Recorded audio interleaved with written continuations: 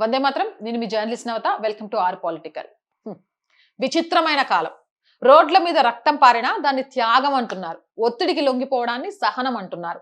భయంతో వెనక్కి తగ్గడాన్ని మహోన్నత నిర్ణయం అంటున్నారు. ఇప్పుడు కొత్త కథ మొదలైంది బాస్. ముస్లింలు ఆవు తినడం మానేశారు, అది గొప్ప నిరసన, తినే హక్కును త్యాగం చేశారు అంటూ సోషల్ మీడియాలో కొత్త భావోద్వేగ నాటకం మొదలైంది. ఒక విషయం మాత్రం నిజం, భయాన్ని కూడా త్యాగంగా అమ్మే కథలు ఈ దేశంలో బాగా అమ్ముడవుతాయి. ఇక్కడ అసలు ప్రశ్న ఒక్కటే, ఇది నిజంగానే తినే హక్కు త్యాగం అయితే అదే పని హిందువులు చేస్తే, అదే పని ఏ మెజారిటీ వర్గం చేసినా ఈ స్టూడియో మేధావులు దాన్ని సహనం అంటారా లేక పాసిజం అంటారా? ఇక్కడే అసలు మోసం మొదలవుతుంది. ఇన్నాళ్ళు గోమాత రాజకీయాలను వెక్కిరించిన గుంపు ఇప్పుడు ఒక్కసారిగా ఆవు అమ్ముడు పోకపోతే రైతులు ఏడుస్తున్నారు అంటూ భావోద్వేగ సినిమా మొదలు పెట్టింది. అంటే ఇప్పటి వరకు రైతులు కనిపించలేదా లేక ఇప్పుడు వాదనకు ఉపయోగపడుతున్నారు కాబట్టినా? దళితుల ఆత్మగౌరవ ఉద్యమాన్ని కూడా మాంసం మార్కెట్ లెక్కలతో పోల్చే స్థాయికి ఈ మేధావి వాదనలు పడిపోవడం నిజంగా విషాదం. హిందూ రైతుల మీద మీకున్న ఈ సడన్ ప్రేమ చూస్తుంటే ఉల్లిపాయ కొయ్యకుండానే కళ్ళల్లో నీళ్లు తిరుగుతున్నాయిరా మీ కపటత్వాన్ని చూసి అంటున్నారు.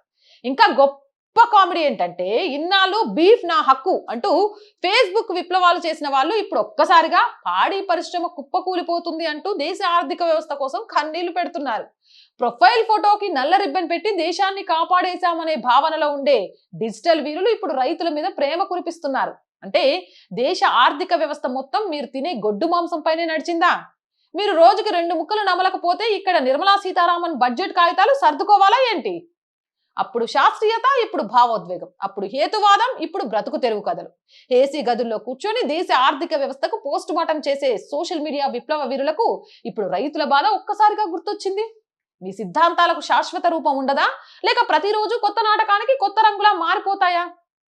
ఇక్కడ అసలు సమస్య ఎవరు ఏమి తిన్నారనేది కాదు, ఒక మత ఆచారాన్ని ప్రశ్నించగానే దాన్ని వెంటనే మైనారిటీలపై దాడిగా మార్చే కథల మాఫియా గురించి. ఈ కపట సెక్యులరిజం వల్లే ప్రతి చర్చ చివరికి నిజాల మీద కాదు భయాల మీద ముగుస్తుంది. రోడ్ల మీద రక్తం కనిపించినా సెంటిమెంట్స్ గౌరవించాలి అంటారు, కానీ ఇంకో మతం దగ్గరికి వచ్చేసరికి పర్యావరణం గుర్తొస్తుంది, జంతు హక్కులు గుర్తొస్తాయి, శాస్త్రీయత గుర్తొస్తుంది, ప్రగతిశీలత గుర్తొస్తుంది. బక్రీద్ రోజు మాత్రం అవన్నీ ఒక్కసారిగా సెలవు తీసుకుంటాయి. ఎందుకంటే మీ సెక్యులరిజానికి కూడా పండుగల వారీగా విధులు ఉంటాయి. హిందూ పండుగ రోజు పూర్తి ఉద్యోగం, బక్రీద్ రోజు సాధారణ సెలవు. హిందూ పండుగ రాగానే జీవకారుణ్య సంఘం అధ్యక్షుడిలా కోటు వేసుకొని వచ్చేస్తారు. బక్రీద్ రాగానే ఆచారాలు సెంటిమెంట్లు అంటూ సైలెంట్ మోడ్ లోకి వెళ్ళిపోతారు. ఏంటో ఇక క్లైమాక్స్ చెప్పనా? ఆవును జాతీయ జంతువుగా ప్రకటించాలి అంటున్నారు. సరే, మంచి నిర్ణయం.